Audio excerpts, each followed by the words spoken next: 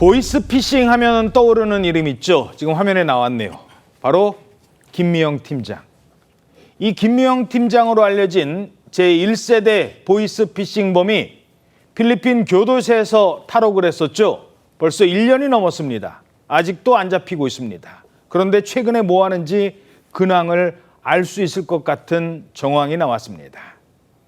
김미영 팀장이 밀항을 계획하고 있다. 이런 보도가 나왔어요. 네, 이루시사 단독 보도로 알려지고 있는 내용입니다. 김미영 팀장이 필리핀의 교도소를 탈옥한 후에 무려 3차례나 밀항을 시도한 정황이 포착이 됐다는 겁니다. 김미영 팀장 다 아실 겁니다. 한 번쯤 문자를 받아보신 분들 계실 거예요. 국내 보이스피싱 1세대인 김미영 팀장.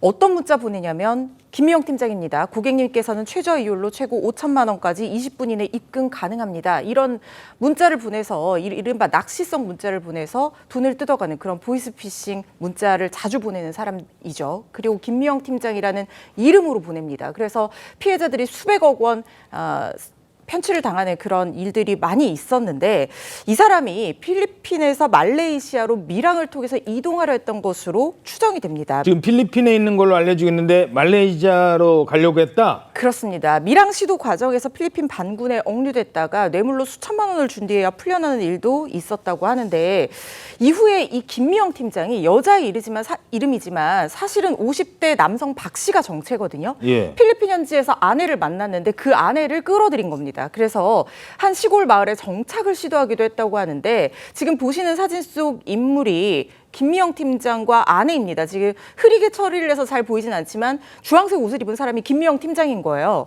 아내는 그간 원룸 콘도 월세만 130만 원대인 이른바 필리핀의 청담동 지역에서 호화로운 생활을 누리면서 지낸 것으로 알려지고 있는데 아내와 김미영 팀장이 이렇게 도주를 하면서 호의호식한 그 돈은 피해자들의 눈물로 만들어진 돈이었습니다.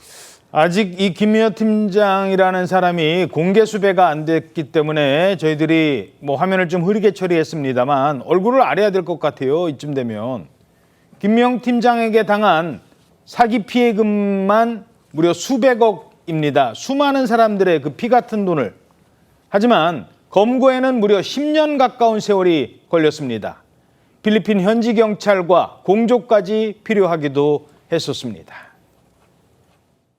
총책에 대해서 또 한 2주 정도 인근에 잠복해서 그 사람의 동선을 파악을 하고 그리고 현지 사법기관과 같이 공조해서 총책 A씨를 검거한 것입니다. 자, 김미영 팀장을 잡는 게 이렇게까지 힘들었던 이유가 있었습니다. 이 사람 경찰 출신이었잖아요. 네, 맞습니다. 서울경찰청에서 근무한 경찰이었다고 합니다. 2012년 콜센터를 개설해 10년 가까이 지속된 범죄와 도피 행각은 지난 2021년 검거로 끝나는 듯 했는데 경찰이란 정체가 드러나면서 큰 충격을 주었습니다. 김미영 팀장 박 씨는 경찰이던 당시에 사이버 범죄 업무를 담당했었다고 알려졌습니다. 사이버 범죄 담당이었구나. 네, 그렇습니다. 그러다가 뇌물수수 혐의로 2008년 해임이 되자 경찰 근무 당시에 접했던 범죄 수법을 토대로 김미영 팀장 사기 수법을 고안했다고 합니다.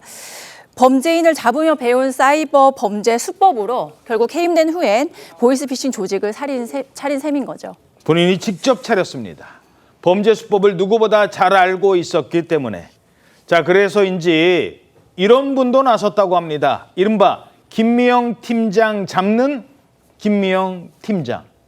이게 무슨 말이에요? 예, 보이스피싱범 김미영 팀장을 잡는 금융검사 김미영 팀장이 있었다는 거예요. 어허. 이게 어떻게 된 거냐면 일명 그 김미영 팀장이 활동을 시작했던 게 2012년인데 예. 그 2012년에 금융감독원에서 김미영 씨라는 분이 승진을 해서 팀장이 됐었다고 합니다. 어허. 진짜 김미영, 실명입니다. 진짜 김미영. 이 김미영 씨가 그 팀장이 됐는데 주로 하는 업무가 보이스피싱 단속 등 여러 가지 금융범죄 단속이었다고 합니다. 아, 금융검사를 했던 분이군요. 네, 그래서 금융검사라고 불렸다는 거죠. 이분이 하는 일이 김미영 팀장 보이스피싱 단속하는 일인데 본인 이름이 김미영 팀장인 거예요. 내가 진짜 김미영이야 이런 거군요. 그런데 그 당시에 이제 김미영 팀장이라는 이름이 거의 보이스피싱의 상징처럼 알려져 있다 보니까 이분이 누군가한테 이메일 보낼 때 안녕하세요, 저 김미영 팀장입니다라고 이메일 보내면 자동으로 스팸 처리돼서 메일이 뭐 삭제된다든지 아니면 누구한테 전화했을 때 김미영 팀장입니다 뭐 말을 꺼내면 상대방이 불문곡직 전화를 그냥 끊어버리는 그거 바꿔 써야겠네. 그런 여러 가지 애로가 있었다고 합니다. 그래서 이분이 자기 이름 소개할 때 그냥 소개하지 않고 항상